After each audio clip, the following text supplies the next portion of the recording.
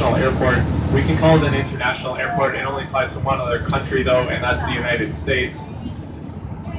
Even then, it only flies to the more northern eastern part of the United States, places like Boston, Chicago, also New York, as well as some other regional airports here in Canada, places like Ottawa and Montreal.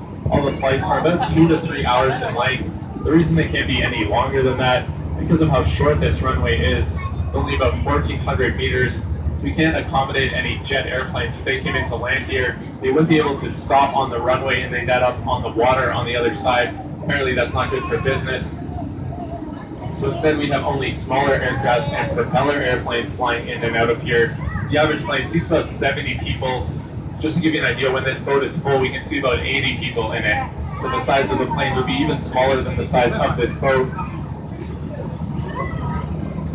It's a very challenging airport to land at because of how short the runway is. The pilots that have to land here, they have to get extremely close to the water so that by the time they reach the runway, they're low enough that they can quickly touch down and slow down and stop before the end of the runway.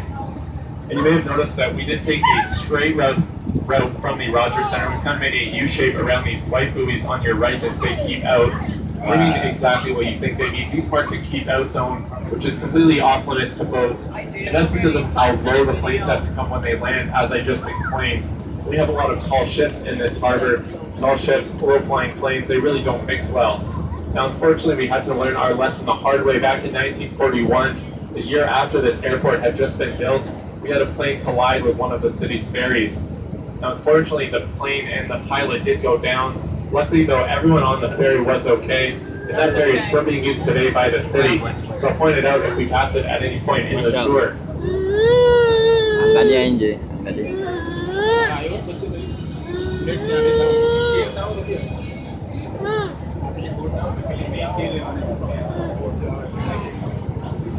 Because of how catastrophic it would be if boats were to travel in this area, the penalties are very strict. If our Captain Nick was to make a right-hand turn right now, leading us into this keep-out zone, we face a fine of up to $10,000 each. We both lose our commercial boating licenses. We possibly lose our on-land driver's licenses for up to 5 years and face jail time as well. But because Nick and I don't want to lose any of those things, we're not going to turn into this keep-out zone. We're just circling around the top part of it now.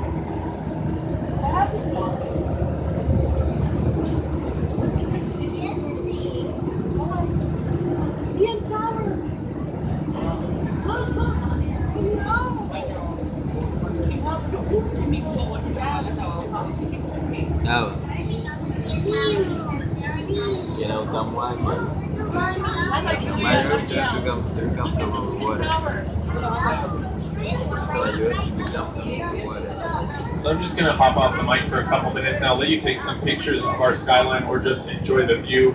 And then I'll get back on the mic once we've reached the Toronto Islands and talk a bit more about them.